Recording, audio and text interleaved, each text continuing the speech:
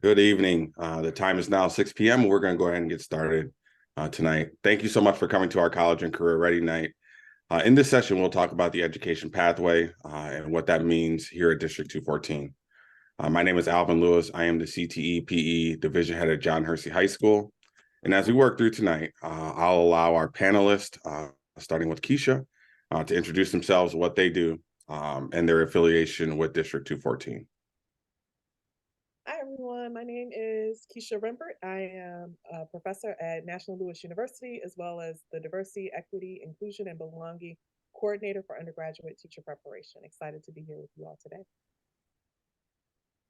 And good evening. My name is Tim Koziak. I am an ed prep teacher at Buffalo Grove High School, teaching several of the dual credit courses. Hello, my name is Eric Hodges. I am the Education Academy teacher at Prospect High School. Hi, everyone. My name is Angela Kumler. I teach at Rolling Meadows High School, and I teach 6 of our educator prep program courses. Hello, everybody. My name is Aurelie, and I'm an apprentice at the preschool of Wheeling High School. Awesome. Thank you guys so much for being here. In the thought process of education, I always like to ask the question where individuals got their undergraduate degree, because I do like to compare where we got our undergraduate degree. Again, my name is Alvin Lewis, and I got my undergraduate degree at the Aurora University. And I got my undergraduate degree from Boston College. I got my undergraduate degree in civil engineering at the University of Illinois, and after 4.5 years, made the switch to education and got my master's at Roosevelt University. I got my undergraduate degree from Elmhurst College, but now it's called Elmhurst University. So My undergraduate degree is in Family and Consumer Sciences Education from Illinois State University. Awesome. Thank you so much. So as we work today, and as we look today, a couple things we're going to talk about. 2 of our pathways: our early childhood education, pre-K to our pre-K2 pathway, and we're going to talk about some of the courses that we offer there. As you can see here at the continuum at the top of the screen, in this pathway, we'll offer our foundations of learning and development, which you'll hear more about, our introduction to teaching methods, which you'll hear more about as in our freshman courses. And then as students progress, we'll have our practicum in early childhood 2, 3, and 4. And then that capstone is going to end with the college education academy, which you'll hear more about tonight. In our education K-12 pathway, we offer our foundations of learning and development and introduction to teaching methods. It's that freshman course, the early childhood education 2 practicum. It's that sophomore course. And as we move into the capstone, that's going to be our college introduction to education, college inquiry into teaching, and then our college education academy course for that senior year for that capstone course.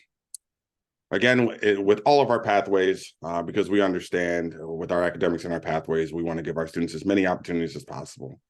That can be found at our district website. It'll be at www.d214.org.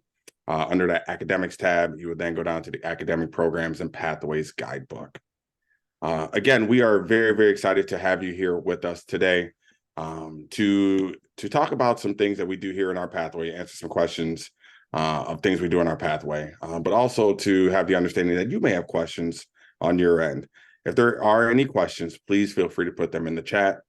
We have Ms. Kane with us tonight who will be moderating the chat or observing the chat to ensure, again, that we're able to answer all things necessary to give you the best experience possible. So as we get started today, the first question is going to be for our industry partner. And as we talk about our industry partner tonight, that's going to be Mr. Koziak. So Mr. Koziak, can you please describe what a typical day may look like in your world as an industry partner? Yeah, absolutely. It's unique to represent an industry partner because I'm a teacher and that's the industry we're talking about. And so, a typical day obviously is preparation for courses, interaction with other teachers, interaction with our students, and then the classes that we teach. And whether that is in a math science department, English department, social studies department, obviously working with our colleagues to provide a great experience for our students. The unique thing about being an industry partner as well, when we're talking about education, is a lot of our students are seeing what we do on a daily basis. Unlike other internships where you're going to a business and you've never seen it or experienced it, most students have been in a classroom. But the unique part then about being in our courses is they get to experience some of the other aspects of being in that classroom, and that is the responsibilities of being a teacher, the dynamics. I know in our classes, they get to hear the teacher side and some of the challenges, the joys, and all the things that come with the prepping, the planning, and working with students and staff. Awesome. Thank you so much. As we move on to our dual credit partner, Keisha, I want to ask you a little bit about the courses that you teach or the courses that you're affiliated with at National Louis University. All right, so I get a chance to teach a number of what we call our foundations courses at National Louis. And quite frankly, I think I teach them, but I've also written, I think maybe 90% of them. So it is the philosophy of education course, which is our 210, which really talks about the history of education and the philosophies and beliefs about education. I also teach a course called Children's Literature, which is one of my favorite courses. And I also teach professionalism with children, families, and communities to talk about our professional responsibilities as educators. I teach and have written an equity and education course, and they occasionally let me teach our new secondary programs English course about culturally responsive teaching, as I'm a forever middle school teacher. So I love getting back into middle school, and I was an English major. So all things English and history come with me. Awesome. Awesome. Thank you so much for that. As we turn over to our District 214 teachers, Ms. Kumler and Mr. Hodges. Ms. Kumler, can you please describe the course that you teach in our career pathway and what content and skills students are exposed to in your classroom? Absolutely. So I have taught almost all of the classes offered in the education pathway, but currently I'm teaching all 4 levels in the work in our lab schools, which many of you might know as the preschools that are hosted inside many of our D214 high schools. And in those classes, again, I have 4 different levels of students, which provides a variety of experiences. It's immediate hands-on work with preschool age children. So really just understanding what it's like to be a teacher, the lesson planning, the classroom management, a little bit of differentiation between age groups, and a lot of collaboration between those 4 levels of students. There's great opportunity for leadership. Some of my students that I have in that upper, like the practicum in early education 4, they've been with me for 4 semesters now. So they really truly are the leaders of the classroom, which is a very cool opportunity to see the students kind of play that role in. So you're talking more of maybe those junior level students that might be with me at that point. One kind of common misconception with those classes is like, I don't want to be a preschool teacher, so I'm not sure if I want to take that class, where it's quite the opposite. You're really just learning about every aspect of teaching, and everything we learn in that class can be applied to any age group. And the neat part of kind of getting your feet wet in the lab school coursework is you kind of get a better idea if you really like it or not. And then I have students come back all the time who are in Education Academy like, man, what you taught me in the Mini Mustang preschool, I still use when I'm out in my 4th grade classroom in the community. So that's really neat to see. Additionally, I teach the Education Academy courses, which are the senior level classes, that capstone class Mr. Lewis mentioned, where students are really diving in deep into what it's like to be a teacher by going out into the community schools, working in our junior highs and our feeder elementary schools, truly as student teachers and as high school students, which is a really amazing experience and extremely valuable too. Mr. Hodges, do you have anything to add in courses that you teach or things that you do and those affiliations with the pathway? Yeah, so as Ms. Kumler was talking about, which she gave a really good overview, I teach Ed Academy, so it's that capstone class of our education pathway. And it's really quite amazing. Students get that internship in our feeder districts to go in and actually do like a mini student teaching experience. So it's a really awesome experience. to see kids get a lot of and build a lot of confidence in themselves in the classroom setting and have exposure to different age levels, right? So kind of like Ms. Kumler said, it's like, I'll have kids who are like, I want to be a high school math teacher. Why did I get placed in preschool? And then you see that experience kind of grow on them. And they're like, okay, these kids are really cute. Actually, it's really amazing, right? They start to really enjoy it. So I think that's one of the great parts of it. Also, we have a lot of other external experiences that we have as part of Ed Academy. I think all three of us, Mr. Koziak and Mr. Kumler, and Ms. Kumler, I'm sorry, are going to the ISU Future Teachers Conference that we'll be taking them to at the beginning of November to get exposure to Illinois State University's education program and like attend seminars with other potential future educators. Awesome. Thank you so much. And one thing I heard you guys say is the opportunities that students are able to gain in your coursework, right? So opportunities that they would gain as maybe sophomores or juniors in college, they're gaining as juniors and seniors and at times maybe sophomores in high school.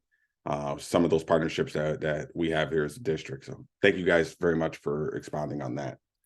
Aurelie, talk about it, or if you could talk from the student aspect, describe the career pathway courses that you've taken as a District 214 student.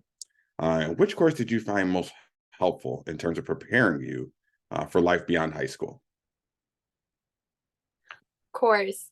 I've taken pretty much all of the courses except for the Practimum classes. So like for Foundations for Learning, the teachers were saying, College Education Diverse Society, Ed Academy.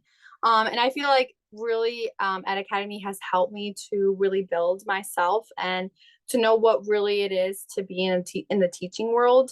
As of now, I'm actually at London Middle School at an 8th grade math class. So it's awesome to be there. I love it. I love being able to see the connections and just how students are looking at me as not a student, but a teacher as well. So it's awesome to just build bonds with them and help these low-income students grow.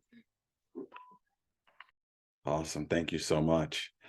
As we work back to our community partner, and one thing before I ask this question, I know we all feel the same. This role of education and as a teacher, I think it's the greatest job that's out there, right? We get the opportunity every single day to change young people's lives forever, to change their outlooks forever.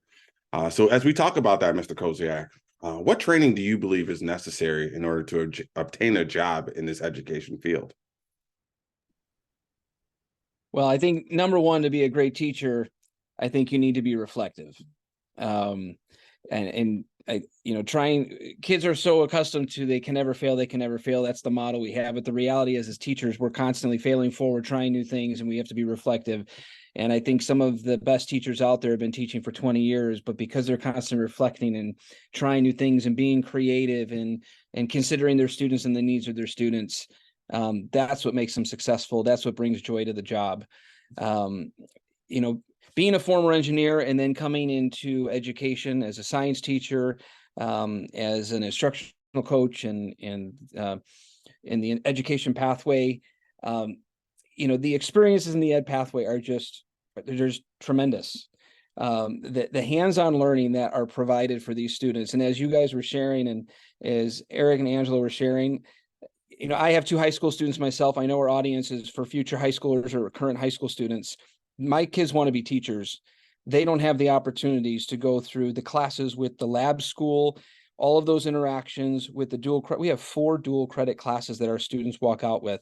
I've been doing this now for 5 years, and I have students who still connect with me that have gone through our program that are leaps and bounds ahead of the other students at their schools, partly because of the academic, the rigor, the exposure, but most importantly, because we try in every class to get students up teaching and practicing and experiencing the nerves of standing up in front of people and reading or interacting or leading an activity, not only in our own classrooms or in the lab school, but then as Eric mentioned, they go to all of our partnering schools. And you led the question by talking about our partnerships.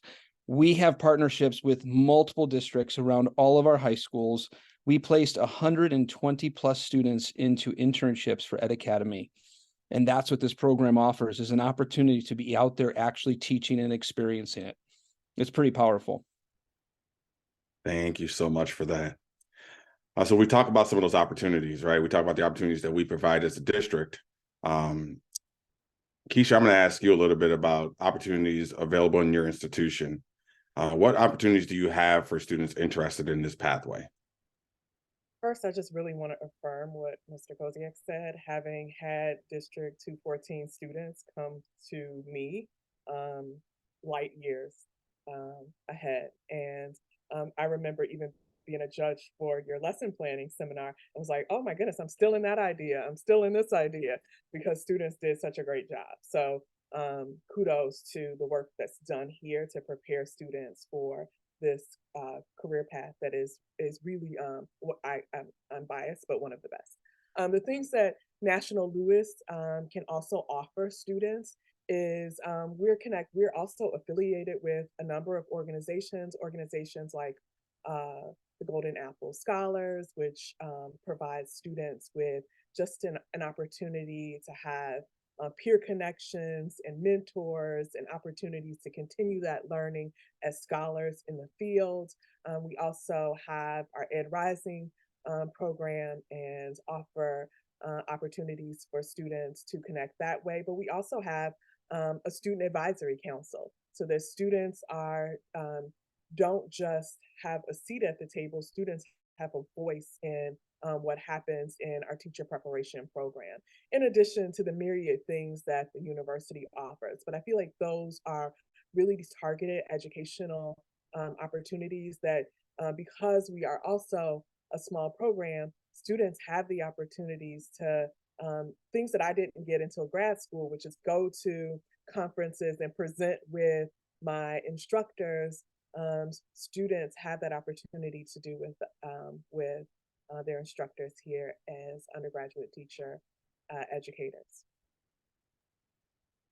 Thank you so much. Thank you for those opportunities.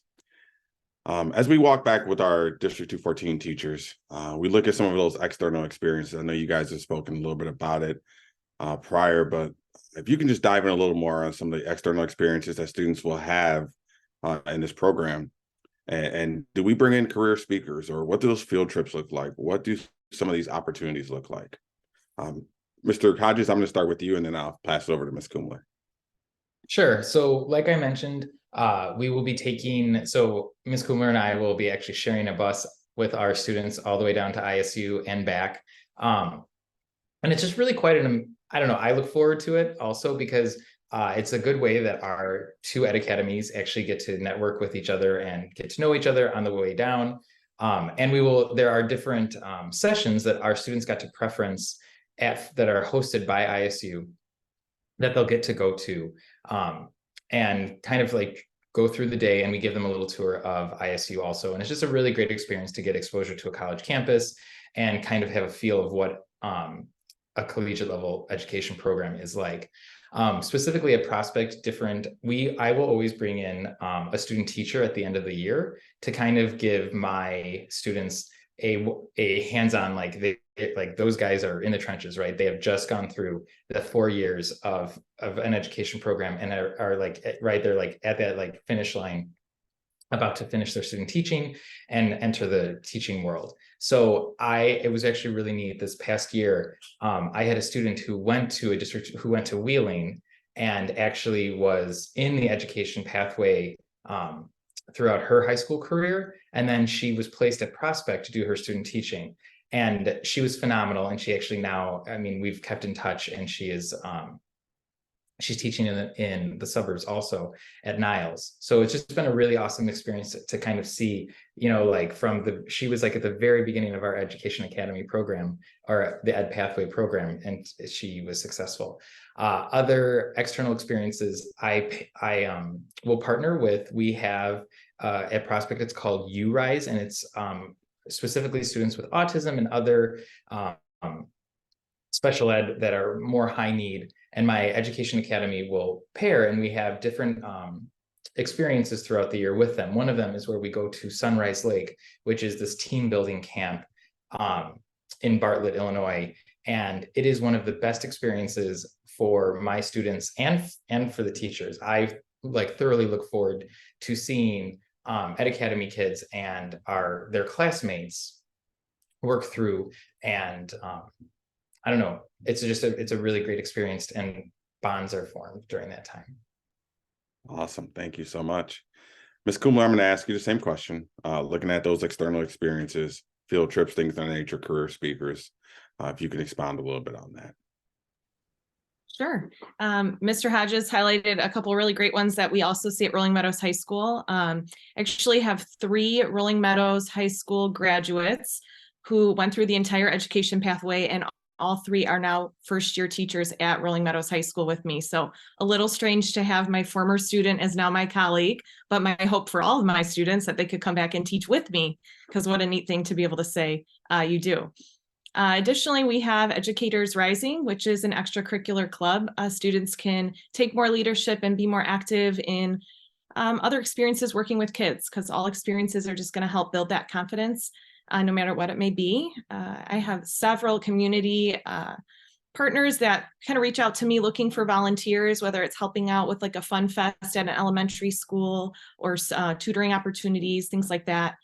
And additionally, I'm working on in a couple weeks having our college and career counselor come in to talk about scholarships specifically related to those who want to go into the education field. So a lot of really great opportunities we're bringing into our classes from those external kind of perspectives. Awesome.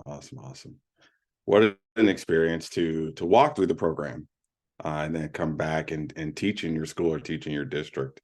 I know some of us on the screen, I won't say some of us, because I did not go to a District 214 school, but I know some of you on the screen did go to our D214 school, and now you are back here serving our students each and every day. So thank you for that. Aurelie, as I ask you this question, I want you to think about some work-based learning experiences that you've had in the pathway outside of a traditional classroom. So some things that you've done outside the classroom, non-traditionally throughout the pathway that's helped you get to this point. Well, as I said first, I'm an apprentice. So this year there was a new program for students who were interested in being in the education pathway. And so there are 4 students that are chosen to be an apprentice for the preschool at Wheeling High School. And you go there every single day and you're able to teach to these little preschoolers and just have fun with them. And it's just so amazing to just have that leadership and know how, again, to bond with the students and help them and learn how to lesson plan. It's awesome to be there every single day and just realize how nice it is just to take a break sometimes from school, but also be in school and have fun. So, yeah. Thank you so much. Alvin, yes. I don't want to interrupt, but can I just also highlight something to that? And I want to just speak to something that Ms. Kumler said. As someone who graduated and went on to be a high school physics teacher, I can tell you that as an Ed Academy teacher who went and watched a student teach in a kindergarten class, that the skills that take place in our lab schools, our preschools, and elementary, and all of these placements translate to a high school classroom. And so if there's anybody watching right now that would hesitate and they hear preschool and go, well, that is not for me. And again, Ange, I'm not trying to hijack what you said. I truly just want to emphasize that as someone who went down that road. There is every aspect of classroom management, lesson design, being creative, building relationships, all of those things translate to high school, middle school, and so forth. And so I just think it's so important to know that Aurelie's experience as a preschool apprentice, she is learning skills that could make her a high school teacher as well. So the opportunities are endless. And so I just wanted to highlight that for everybody, because I don't want anybody to tune out when they hear lab school or preschool or elementary, because really it all encompasses what good education is. Thank you so much. Tim, I'm going to stick with you. And I want you to talk about how can a high school student begin to prepare for a career in education? Well, I think, academically, the courses that we're teaching are rich in philosophy and history and technique. I mean, from foundations and learning development, learning how children develop from conception through all the way through adolescence, and understanding every aspect of that development makes you a better teacher down the road because you understand the cues and how all that development translates to later in life. And we do intro to teaching methods, and every building has a different flavor on that, but we're teaching kids how to create lesson plans. And again, things that oftentimes they go to college and they've never done before if they haven't been through a program like this. And yet our students have learned how to look at a state standard, write an objective, create an anticipatory set, instructional strategies, how to create formative assessment. They know those terms. I had a student just text me this week who was at Montana State University and said, Mr. Coase, I used the word pedagogy in class and my professor was blown away because no one uses that word. And so they're getting the academic side from the philosophy and the history. We have a class that is all focused on diversity. We have amazing partners with Eastern and National Louis and have created a variety of courses, and cannot speak enough to, we're giving them opportunities to get in front of classrooms. To be a great teacher, you have to be comfortable speaking in front of people. So all the external activities we're talking about, activities within a classroom, any opportunity they have to get up and instruct and lead and build relationship are all great ways to prepare for being a teacher. And one thing I love, we have kids that come to our class that don't know if they want to be a teacher. And I tell them right up front, every skill you're learning, if you want to be a great doctor, a great business person, any trade, anything, the best in those jobs are often really good at also communicating and teaching. If you've ever sat bedside with the doctor and they can teach you so you understand, it just puts you at ease. I mean, that makes a great doctor. And so the skills we teach, I think, translate again to every career. And I've had students that went through Ed Academy, and I think we've all had this, and they've realized, you know what, I don't know if I want to be a teacher, but the experience has been great. And quite frankly, that's what's great about career pathways and a night like this. They might realize it's not for them before going and spending 4 years in college and not teaching until a senior year. And I know of a mom at our building that's what happened. Their son went all the way through, realized this isn't for me after 4 years.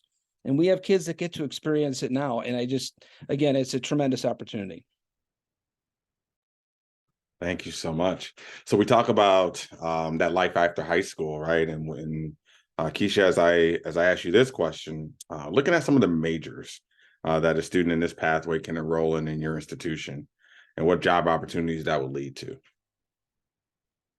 So they're pretty vast, actually. At National Louis, we have a number of programs in our undergraduate educator prep program. So one major is our early childhood educator major.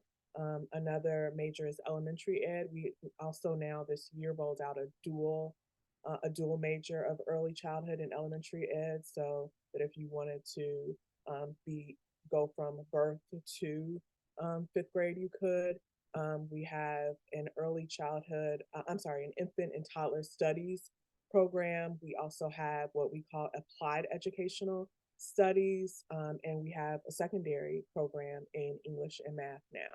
And so really those open themselves up to you being a classroom teacher, but also if you wanted to be a museum educator, if you wanted to go and be an educator in a hospital, or if you wanted to be a developmental coach. So there's so many different avenues, and our minors are English as a second language and special education. So when you graduate with a degree in education from National Louis, you also have one of those minors, which we know is huge because we know that there's a shortage in those areas.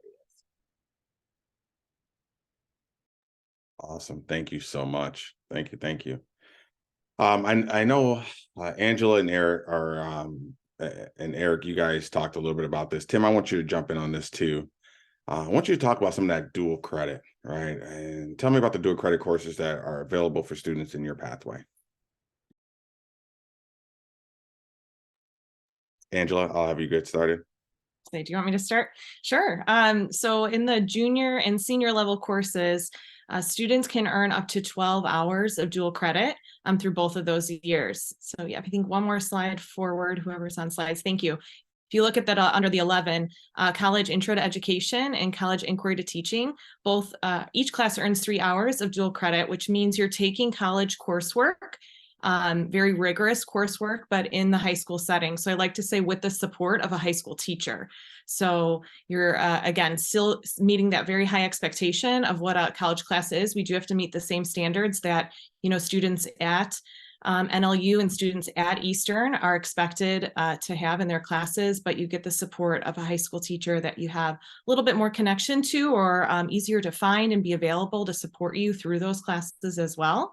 And then in College Education Academy, again, there's 2 courses within that year where you're earning another 3 hours per course of a rigorous college coursework. So talking about, being a step ahead of your peers, walking into, the first year of college with 12 hours of education classes under your belt is just a phenomenal opportunity to be ahead than some of those peers around, the US, not just even the state of Illinois.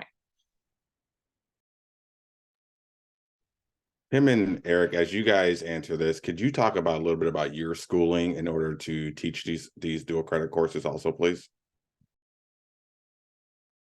Sure. I just also wanted to say that we have had, we've actually had professors from EIU before come and do guest lectures during our class before, and Meadows and Prospect have done that before, and then I think we've each done once on our own.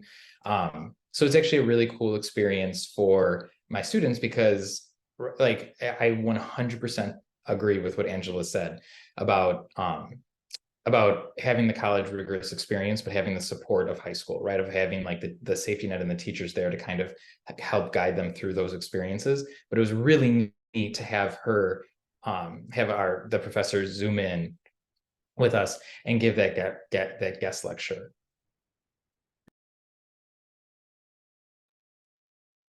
Yeah, and to just add to what Ms. Kumler said in terms of those courses, College Inquiry to Ed, which is through Eastern, one of the requirements, the basis of that course is observation hours. They have to meet 20 observation hours. The way Eastern runs it is they're going to different high schools and observing. Within our buildings, there's a bit of a different flavor. Some are more of an internship feel. Mine are rotating and doing strictly observation, but they're in classrooms 20 hours. I did that in grad school to become a teacher, and yet they're doing that as juniors in high school. And then to just add to Ed Academy, again, rigorous coursework, as Ms. Kumler had said. Our internship component is really a bonus beyond the dual credit. So they're getting the seat time and all of the instruction of those dual credit courses on top of our district has valued and maintained that we're still getting out once a week and spending a couple hours every afternoon. And I can speak to my group. Some of these students have created such great relationships with those teachers that when they have available time outside of that, they are going to those schools. And I've shared with them before they go out there, and I'm excited to see this translate into the next decade ahead of me. Some of those relationships that start in Ed Academy and the impressions they make in the schools and they get connected and they go to events are what will lead to those future positions and those jobs.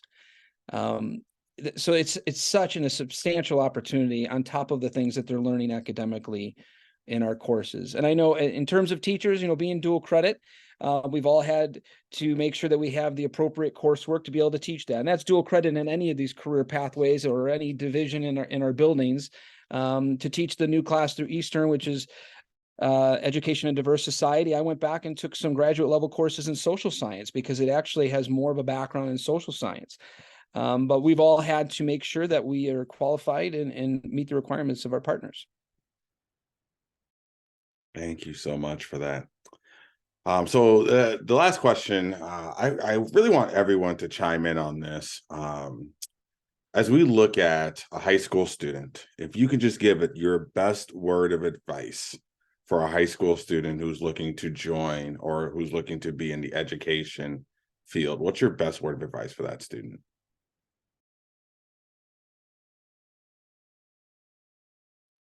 I can start. I would say just don't be afraid to make a mistake.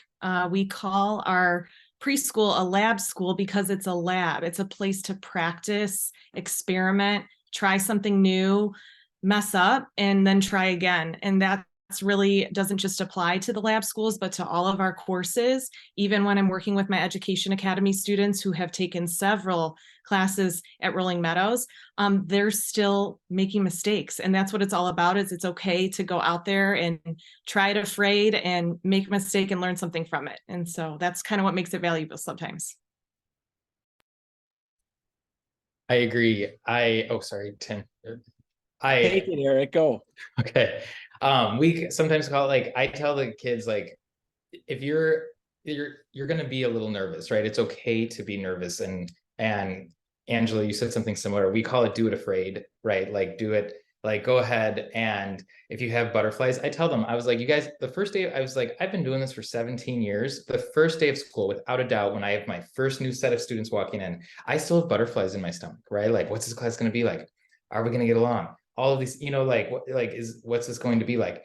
But that's also good, right? Like, there's a little bit of that, like, nervousness that propels you forward. So I like talk about that a lot with my students and going through it, where, like, I was always like, oh, I don't know if I'm going to be able to stand up in front of a class, but you do. And it's okay to be, it's okay to make mistakes, and it's okay to be a little nervous while you're doing it. You're going to get used to it, and you're going to become good at it. Those are awesome responses, and it's exciting to hear us all feeling the exact same way. I would say the same thing to a teacher who's been doing this for 20 years, is don't be afraid to make mistakes and try new things. And to what Ms. Kumler said, I had a student who last week we embed 2 full-day internship pieces too, in addition to going once a week. And I had a student who's in a special ed situation in a class. He personally went through a SPED program. And I'm excited. He's so excited to get in the classroom. And he came to me beforehand. I go, how you feeling? He goes, well, I'm teaching a lesson and I'm really nervous. I said, why are you nervous? He goes, I'm afraid I'm going to screw up, or I'm going to make a mistake. And I said, you probably will. And he was taken back. But to your point, that's a part of the process. And I start out my conversation, the best teachers are reflective. And the next, you do it one block, and if you don't do it well, the next block you make some changes, and then you make some changes, and just trying to show them that that's a part of learning. And as teachers, we should model that. And to anybody in here who's considering teaching, I think we've all said the same thing. It's okay to make mistakes and to be excited to learn from them and grow. And I would just add, we need you. Like, we need you. Education is going to look so different in the next 20 years, and your talents and skills as people who are digital natives and creative thinkers are going to drive our profession even further. And I also want you to think that education isn't just one thing. Education isn't just getting in front of a class and teaching a lesson. Education is this large field, and there are so many different branches on within this large field. So really kind of think about education as this broader thing. It is developing curriculum. It is integrating technology. It is so many things. It is policy. I think that, Tim, you talked about education being kind of this cornerstone for any field, but even within the field of education, there are so many branches that you can be a part of. But I just really want to just end by saying we need you. We need your talents and your gifts in this amazing field that transforms lives every day. And so we're excited to have you. I would like to add on something as well. Like everyone said, do it afraid, I took the risk of interning at London Middle School. That's like my worst fear. I was so scared. I was like, oh my gosh, what's going on? I don't know what I'm getting into, but now I'm so happy and glad that I took the risk, because I believe that I want to be a middle school math teacher one day and be able to have my own classroom and just teach algebra, teach math just to students. So yeah. Awesome. And I would add on to that. I tell the story all the time. When I went to college, I was a nursing major, right? And after my first year of college, I switched over to education because of those individuals who were very influential for me. And I'm glad I did it, right? In the many roles I've had as a teacher, as a dean, and now as a curriculum leader, It is absolutely awesome, right? We get the opportunity each and every day to impact the lives of not only our students, but our colleagues and our parents and our community. We get that chance to change lives every day. And I am biased, but I would say there's nothing like what we do every single day. So what we'll do is we'll go to the chat, and we'll see if there's anything else in the chat or if there's any questions. If there's nothing in the chat, then we're going to keep this open for just a couple more minutes. From the panelists, is there anything else that you guys would like to add as a panel?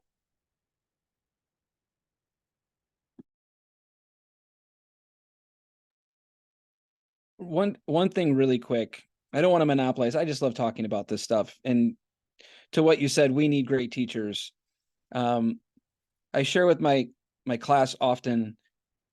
I've had various careers prior to this. One of the most amazing things about being a teacher is you have endless opportunities for being creative. And one thing I learned is that one of the things that makes a career also very satisfying personally is not only are you investing in people, but that you get to be creative. The reality is there's not enough time in the day for teachers to continue to do all the things they're dreaming of, but that's the beauty, is that it's a journey. You can do it over 35, 40 years, and you're always changing new things, but you get to be creative, and there's a lot of joy that comes with that. And then on top of that, you have relationships, as you had mentioned, with not only the students, but with staff. I had other jobs, and sometimes I would go to those and I was not excited to go. There is not a day in 20 years of teaching that I've been like dreading going to it. It doesn't feel like a job. And I just want to encourage anybody who's considering that it's a great place to be, with lots of opportunities for you to continue to grow. And that's what makes a job like this so satisfying.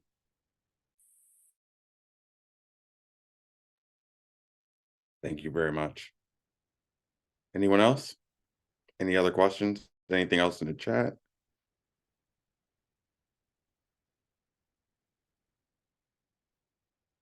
I would like to thank each and every one of you for joining us tonight, for our panelists, for our community partners, right, for our dual credit partners, for our teachers and our students, and all of you, our community.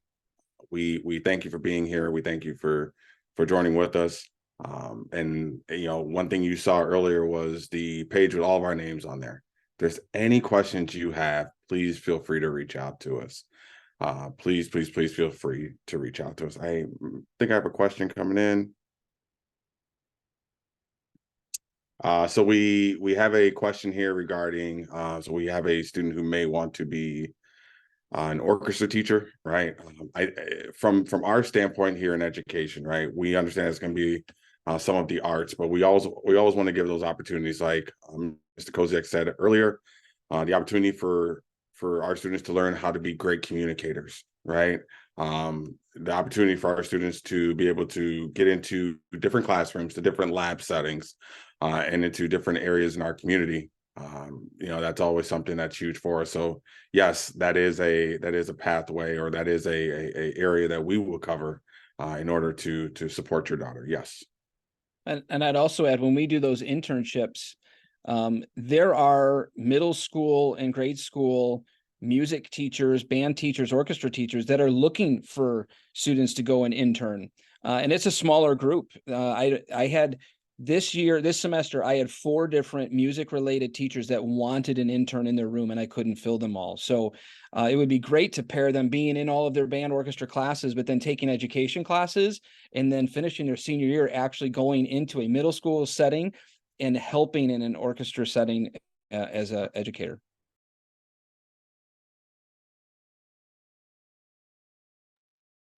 Awesome. Thank you so much. It looks like that may be all of our questions. Like I said, if there's anything that you guys think of after this moment, please feel free to reach out to us. We're always here to help, always here to support. Thank you again, and everyone have an awesome night.